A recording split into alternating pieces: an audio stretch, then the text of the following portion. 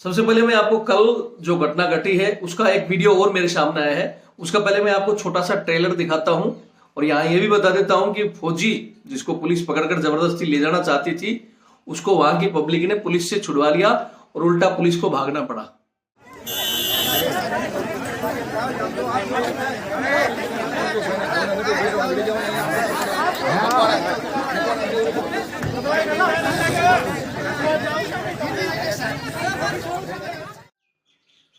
Police फौजी को गिरफ्तार नहीं कर सकती बिना किसी संगीन जुर्म के, लेकिन फिर भी इस तरह की घटनाएं क्यों हो रही हैं?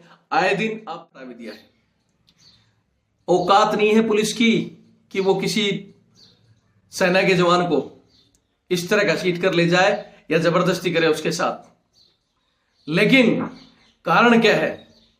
कारण सबसे पहला तो यह है, सबसे पहले मैं एक चीज और कहता हूं। अभी कुछ दिन पहले की बात आपको याद है कि यूपी के अंदर सिर्फ एक होमगार्ड को थप्पड़ मार दिया था। होमगार्ड के जवान को थप्पड़ मार दिया था। पूरी पुलिस के वहां के जवान खड़े हो गए थे एसडीएम के सामने। एसडीएम ने थप्पड़ मारा था और एसडीएम को माफी मांगनी पड़ी थी। पूरा पुलिस महकमा साथ हो गया था। यहां हमारे जवान के साथ बदतमीजी हुई है, उसकी वाइफ के साथ बदतमीजी हुई है। हमारे अधिकारी सो रहे हैं क्या? मैं पूछना चाहता हूं, इस तरह के जब अत्याचार फौजियों के साथ शिविर में होते हैं तो हमारे चाहे वो पैरामिलिट्री के अफसर हों, चाहे आर्मी एयरफोर्स किसी के भी अफसर हों, सो जाते हैं क्या? कुंभकर्ण है क्या 6-6 महीने वैसे सोए पड़े हो?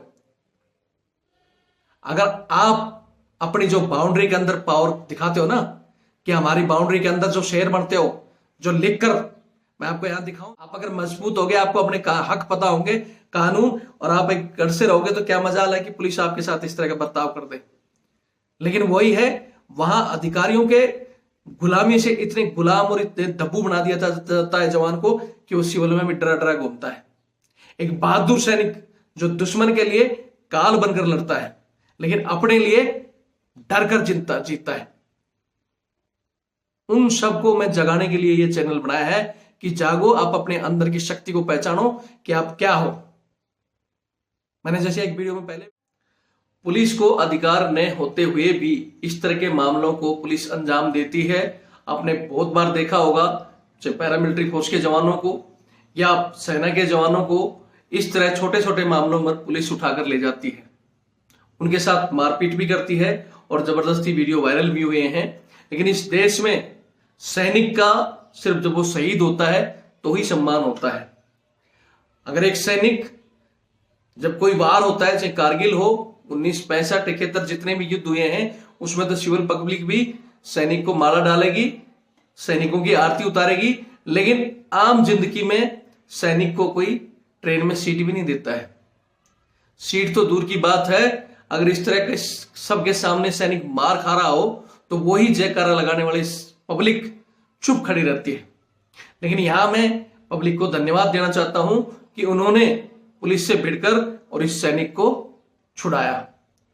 नहीं तो पुलिस ने, आपने जो कल का वीडियो, मैं आपको जिसने देख लिया उसने ठीक है, नहीं देखा तो मैं वो कल वाला वीडियो भी इसमें डालूंगा जिसमें उस सैनिक की पत्नी को भी धक्का मारा है।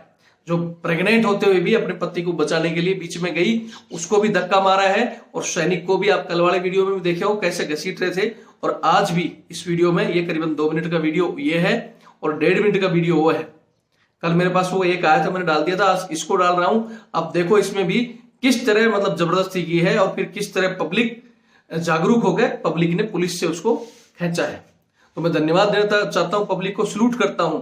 लेकिन यहां पब्लिक जग रही है, लेकिन हमारे खुद के जवान, मुझे शर्म महसूस होती है।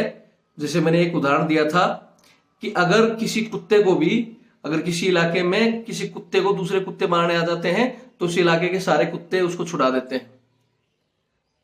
रही बात शेरों की, शेरों के झुंड में तो औकात ही नहीं है कि कोई चला जाए। लेकिन हमारे वो बहादुर जवान जो दुश्मन का दांत खट्टा करते हैं, वर्ल्ड में नाम है इंडियन आर्मी के जवानों का, लेकिन इस तरह उनके सामने चाहे अपना भाई कोई मार खा रहा होगा, वो चुप बैठे हैं। हमारे मरे जा रहे हैं सिर्फ अपने प्रमोशन के लिए, सिर्फ अपने परिवार और अपने के लिए। बाकी उनके सामने चाहे कोई पब्लिक में मार खा रहा हो या अपने ही डिपार्टमेंट में किसी सिपाही या हौलदार को जैसे तक को गाली दे देते हैं अफसर, और वहां खड़े खड़े बाकी मुंह नीचे कर हंसते हो। ये दुनिया का दस्तूर है, जो दबता है उसे दबाया जाता है, और आप लोग दब रहे हो। अरे पेट बोलते हैं ना, पेट तो जानवर भी भरते हैं, अपना पेट जानवर भी भरते हैं, और ऐसे दिन भर जंगल में घूम फिर के वापिस आ जाते हैं। लेकिन जानवरों में भी आज एकता हो गई है, लेकिन हमारे फौज में ORS रैंक बनी है। और रही बात, हमारा जैसा कोई अगर आपके लिए लड़ रहा है सिविल में, उसके लिए भी जैसे आज भी मैं सबसे पहले ये मैं अकाउंट नंबर जरूर दूंगा। ये मेरा फोन नंबर है 8290354513 8290354513। ये मेरा फोन पे, गूगल पे, पेटीएम सभी से जुड़ा हुआ है। ये मेरा व्हाट्सएप नंबर भी है। ऊपर ये मेरा 612-642-33-600 SBI का अकाउंट नंबर है, रविंद्र सिंह। ये दूंगा मैं किस लिए?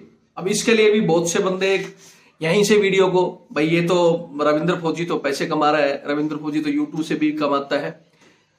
इन लोगों को पहले ये पूछो कि अगर तुम्हारा भाई कोई ऊपर चढ़ रहा है, अगर तुम्हारी मैं मान भी लिया कि ठीक है मैं कमा रहा हूं या ऊपर चढ़ रहा हूं, तो तुम्हें दिक्कत क्या है? अबे तुम्हें तो खुश होना चाहिए कि तुम्हारा एक भाई बढ़ रहा है, और जिस दिन वो किसी ऊंचाई पे पहुंचेगा तुम्हारे लिए लड़ेगा, और इन सब गद्दार से भ्रष्ट अफसरों के, चाहे पुलिस वालों के बंबू पेल देगा जिस दिन मैं अपनी जगह पहुंच गया तो। लेकिन उसके लिए जब तुम्हारे से आर्थिक सहायता मांग लेते हैं तो करते हो तुम लोग अपने आप में शर्म महसूस करना। कुत्ता कुत्ते को बचाने के लिए आ जाता है, जानवर कोई गाय भैंस होगी वो अपने आप को बचा लेती है, लेकिन आप लोग अपने आप को बचाने के लिए या अपने जवानों को इस तरह बचाने के लिए कभी, या तो जैसे मैंने अभी इस गुजरात के जवान का मैं बता देता हूं, थोड़ा सा इस वीडियो पर भी फोकस कर देता हूं कि इस जवान के लिए वहां तो इसको जनता ने छुड़ा लिया था, लेकिन पुलिस इसके घर पर फिर गई है और इसको धमकियां दे रही है कि थाने चलो तुम्हारे ऊपर ये कर देंगे, फलाना कर देंगे। इसके भाई से मेरी बात हुई थी, वो बोला था सर क्या करें, तो मैंने कहा है कि वहां के फौजियों से हम बात कर रहे हैं सभी संगठनों से मिलकर, और हम चाहे हमें सबसे पहले वो तहसील का मामला है तो चाहे तो हमें रैली निकालकर या धरना देकर पहले SDM को ज्ञापन देंगे कि उन पुलिस वालों पर कार्रवाई हो। सबसे बड़ी गलती तो हमारी ये है कि पहले भी जैसे एक गुजरात में मामला हुआ था, वहां फिर बाद में SP साहब ने उन्होंने माफी मांग ली और हमने छोड़ दिया, हम दरिया दिल बनकर। लेकिन उसी का नतीजा है कि आज ये फिर हमारे सैनिक के साथ इस तरह कर रहे हैं।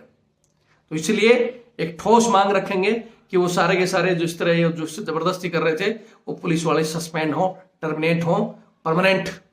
ये नहीं कि 4 दिन के लिए सस्पेंड किया दिखावे के लिए, आधी तनख्वाह चलती रही और फिर वो आगे, और पुलिस खाली कहेगी हम जांच कर रहे हैं। इसके लिए जरूरत है एक मजबूत संगठन की, और मजबूत धरने पर बैठने के लिए चाहे 5 दिन 10 दिन वो लोग निकल कर या तो सामने आओ, बोलते हो ना कि ठीक है हम आर्थिक सहायता नहीं करेंगे, हम वहां आएंगे आपके साथ बैठेंगे, इतने लोग हमारे इसमें नीचे नंबर लिखो कि हम मैं वहां चलूंगा, मेरे साथ आप 100 जवान आ जाओ। 100 जवान तो हम एक पुलिस स्टेशन को क्या उसको पूरे गुजरात को हिला देंगे, लेकिन निकलो तो सही बाहर निकलोगे नहीं, बस हमारे साथ है लिख देंगे। और कुछ एक लोग तो नेगेटिव कमेंट, जो रविंद्र फौजी ये कर रहा है वो कर रहा है, उन लोगों को सिर्फ वो लोग हैं जिन्होंने हमारी आर्मी की, हमारी वर्दी की और हमारी सबसे बड़ी इज्जत खराब कर रखी है, वो लोग हैं ये कमेंट्स करने वाले। ये वो बूट पुलिस वाले लोग हैं जो यहाँ बाहर में सिविल में आते हैं तो ऐसे चलते हैं जैसे बहुत बड़ा सैनिक होगा वहां तोप चला रहा होगा, और ये वो लोग हैं जो दिल्ली में मैम साहब के कच्चे बनियान धो रहे हैं, यहां तक कि उनके बच्चों की टट्टियां तक साफ कर रहे हैं ये लोग। मैं हमारी सिविल जनता से भी कहना चाहता हूं कि ऐसे 20% फौजी जो जिस दिन लड़ाई होगी वो सेना के किसी काम नहीं आएंगे, जो 10-10 साल तक सिर्फ इसी थूक पुलिस में लगे हुए हैं, और वो बैठे बैठे दिल्ली में लेह ग्लेशियर का अलाउंस ले रहे हैं। और उनको जो इस्तेमाल करने वाले हरामखोर अफसर, जो आप लोग कहते हो ना कि रविंद्र फौजी अफसरों को गाली देता है, 20% सेना को उन्होंने इस सहायक प्रथा में बर्बाद कर दिया, अपने निजी गुलाम बना रखा है। जिस दिन लड़ाई होगी असली किसी देश से तो पता चलेगी। बहुत से लोग कहते हैं कि नहीं हमारी फौज, मानता हूं मैं हमारी फौज बची हुई 80% या 50% भी लड़ाई लड़ लेगी, लेकिन उन पर कितना बोझ है, कितने ही लोग आत्महत्या कर रहे हैं, छुट्टी नहीं काट पाते समय से, ड्यूटी में रेस्ट नहीं पलता, क्योंकि 50% नफरी को इनके निजी कामों में लगी हुई है। क्यों नहीं देश और देश की जनता इस चीज का विरोध करती? आपके जवानों को वेटरगिरी में घुमाया जाता है, इनकी बच्चों की पार्टियों में, इनकी मैडम की बर्थडे की पार्टी में, इनकी शादी की सालगिरह में हमारा जवान ट्रेलर लेके घूमे, वो अच्छा लगता है आपको? मैं देश की जनता को कहना चाहता हूं कि आप जिस जवान को आप बोलते हो ना इंडियन आर्मी के जवान, जिस इस वर्दी पहनने का जो ख्वाब होता है, उन युवाओं को भी कहना चाहता हूं, आज समय है, इस चैनल से जुड़ो और इसको इतना बढ़ाओ ताकि ये हो रहे अत्याचारों के खिलाफ हम लड़ सके, चाहे वो पुलिस के खिलाफ हो, चाहे इस तरह हमारे अधिकारियों के खिलाफ हो, या कहीं भी जहां भी जवानों के साथ अन्याय होगा, फौजियों के साथ, वहां हम इकट्ठे खड़े हो। और जिस दिन फौजी संगठन मजबूत हो गया, क्यों सिविल में भी इन्हीं को बैठा रखा है, अफसर पर कहीं भी अत्याचार होता है ये सारे एक हो जाते हैं और जवानों के लिए नथिंग। क्यों? क्योंकि हम खुद नहीं है। मैंने फिर कह दिया कि सबसे पहले आप अपने अंदर झांक कर देखना कि कितने दिन से हम बार बार कहते हैं, कितने लोगों ने हमारी सहायता की, चाहे सहायक प्रथा का केस डालने का हो सुप्रीम कोर्ट में, या कोई और लड़ाई, जैसे बीच में आया था कि ठीक है सर बोलते बहुत हैं सर, सर्विस बढ़ रही है इस पर भी केस डाल दो, डिस्चार्ज नहीं दे रहे इस पर भी केस डाल दो, मतलब हम भी टाटा बिरला की औलाद है कि सारे केस डाले और आप 100-500 रुपए में भी उसमें लिख देते हो कि पैसे कमा रहे हो।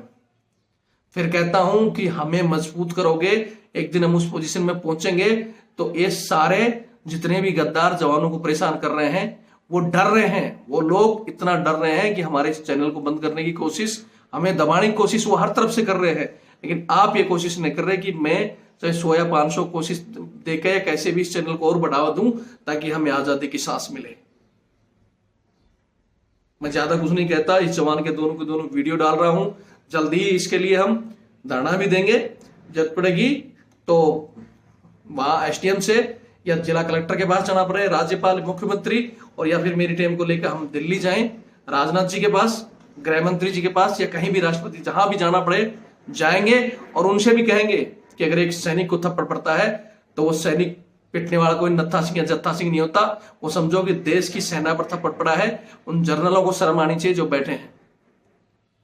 उस रक्षा मंत्री जी, राजनाथ जी, ये मुंह पर आप पर तमाचा पड़ा हुआ है। मोदी जी, जिन जवानों का नाम लेकर आप वोट लेते हो और उनकी ये हालत हो रही है और उनके लिए आप मुंह नहीं खोल रहे हो, जवानों का दर्द समझो, एक जवानों का डेलीगेशन बुलाओ, उनकी जो आंतरिक समस्या है उस पर ध्यान दें। जय हिंद, जय भारत, वंदे मातरम। आपको लगता है तो वीडियो रुकना नहीं चाहिए। बोलते हैं कि सर आप कहते नहीं हो, मैं कहूं कि आप शेयर करो, मैं कहूं कि इस चैनल से जुड़ो। अगर आपको लगता है कि हाँ हमें इस चैनल से जुड़ना चाहिए और लोगों को भी जोड़ना चाहिए तो खुद जोड़ो। आपको लगता है कि कभी हमने कह दिया तो खुद सहायता करो। बार बार मैंने कह दिया, जितना कहना था नहीं मेरे पास, मैंने बताया था कि कुछ रास्ते लेके चल रहे हैं और हम हर रास्ते पर आगे बढ़ रहे हैं। हमें लगेगा कि हमें उस रास्ते पर जाना है तो फिर हम उस रास्ते पर चले जाएंगे। जय हिंद।